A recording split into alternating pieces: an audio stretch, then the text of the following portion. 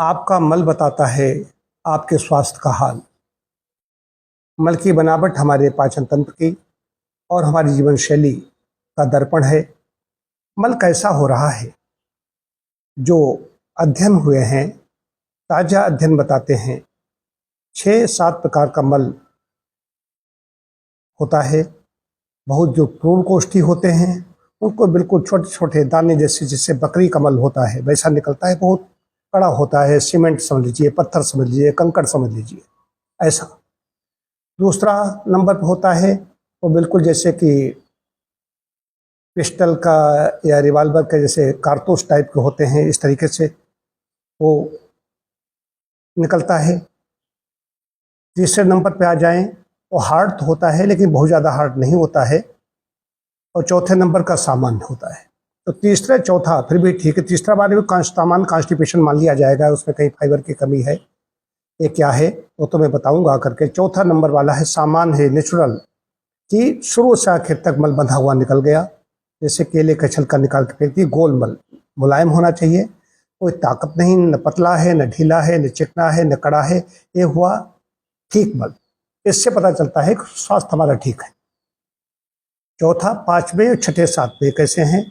पांचवा है वहाँ से कुछ उसमें फूला फूला सा है, कुछ उसमें चिकनाई आ रही है, उसमें कहीं फाइबर की कमी है, वहाँ पर भी यही चीज़ है। एक प्रसाद नीचे और आते हैं और उसको दिक्कत होता है, चित्रा है, बंध नहीं रहा है।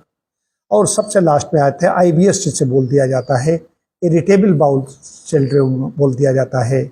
उसमें कहा जाता है कि ये मल बिल्कुल पानी जैसा बहता हुआ, चिकना है, म्यूकस है, ये क्लासिक इसका वर्गीकरण किया गया। अब मैं आपको बता रहा हूँ कि जो पहले के जो है बहुत प्रूणकोष्ठी हैं वो भी ठीक नहीं है, अत्यधिक कड़ा बल भी ठीक नहीं है, और अत्यधिक पतला भी ठीक नहीं है, चिकना भी ठीक नहीं है। जो बीच का है ये ठीक है। अब आप सोचिए आपका मल कैसा है। यदि जो मैंने बताया सामान्य है, बिना जोर लगाए, बिना ताकत लगाए, बिल्कुल चिकना नहीं है, पतला नहीं है, बहुत कड़ा नहीं है, ऐसा मल हो रहा है, मैं निकल रहा है, तो आप मान लीजिए आपका स्वास्थ्य अच्छा है, आपका आहार विहार ठीक है। अब जो क्रूकोष्ठी हैं या जो ऐसे इनका मल ठीक तरीके से मलक्रिया नहीं संपन्न होती है, उनको गड़बड़ी कहाँ पर है उसको देखना पड़ेगा। तो दो चीज़ें आती हैं, आहार और व्यायाम। आहार में फाइबर की कमी है। अब उसमें जिसी को कुछ चिकना हो रहा है, IBS है, उसमें आहार में उसको क्या दिया जाएगा, उसको ये नहीं सलाद दे दो फाइबर में है, सलाद दे दिया जाएगा। कई बार ऐसी गलती करते हैं लोग। उसको और भी तरह की समस्याएं हैं कि गैस भी बढ़ रही है, खाली वही समस्या नहीं है, और समस्याएं शुरू हो चुकी, एसिडिटी भी हो रही है, गैस भी है, उधर कोलन में सूजन भी हो चुकी है, कोलाइटिस भी है। उसकी डाइट ऐसे नहीं बताई जा सकती है, लेकिन फिर भी ऐसी डाइट लें जो सुपाच्य हो। ये तो मोटी मोटी बात हो गई। कॉन्स्टिपेशन के बारे में बता रहा हूँ। जो क्रूर कोष्ठी हैं, ऐसे क्रूर कोष्ठी होते हैं जिनको 2-2, 3-3 दिन नहीं, 7-7 दिन नहीं मल हुआ है, ऐसे लोग हमारे यहाँ आए हैं। और कहा गया है, हमें जो पढ़ाया गया है उसमें कहा गया है, यदि लगातार 2 दिनों तक खुलकर शौच न हो तो समझना चाहिए कि शरीर में कोई आग लगाने आ रहा है, उसे सावधान हो जाना चाहिए और अविलंब उपचार में लग जाना चाहिए। तो उपचार में कहा गया, पहली चीज़ है डाइट।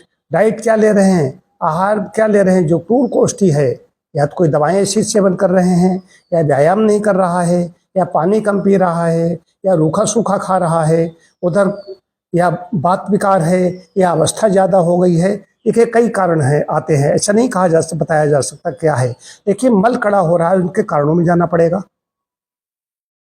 अब कुछ भी हो, बल कड़ा हो रहा है और उसमें वह बल आप देखिए, उसमें यदि कोई युवा है उसको ऐसा हो रहा है, या कोई प्रौढ़ है उसको ऐसा हो रहा है, तो उसको अपनी डाइट पर ध्यान देना है। लेक्सेटिव डाइट ज़्यादा लेनी है। कभी किशमिश ली, अब डायबिटिक व्यक्ति है वो तो कर डायबिटिक, हमें तो हम डायबिटिक डाइट नहीं बता रहे हैं, हम कॉन्स्टिपेशन की बात कर रहे हैं। और डायबिटिक व्यक्ति है वो किशमिश उसके लिए मना की जा सकती है उसको, यदि उसकी शुगर ज़्यादा बढ़ी हुई है तो। अंजीर, मुनक्के भीगे हुए लेने हैं, किशमिश, अंजीर या मुनक्के, ये भीगे हुए, खुबानी, ये अच्छी चीज़ें हैं इसके लिए। और पूर्णस आता है, फल आता है, आलू बुखारा उसको बोला जाता है, वो भी अच्छा है। इसके साथ साथ में जो और ले, उसमें खीरा, ककड़ी, ऐसी 200-250 ग्राम सलाद होना चाहिए, ये काम करेगा। चोकर युक्त आटे की रोटी खाएं, ज़्यादा सूखी चीज़ें नहीं खाएं, थोड़ा स्निग्ध भोजन लें, उसमें तेल या घी की मात्रा बढ़ाएं।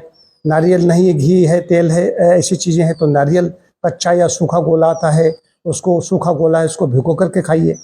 नहीं है तो 1-2 घंटे की भीगी हुई इसबगोल का सेवन कर सकते हैं। ये क्रूर कोष्ठी हैं, इनका मल कड़ा हो जाता है, इनको 24 घंटे में मलक्रिया एक बार नियमित समय पर नहीं होती है बड़ी जोर लगा के करते हैं।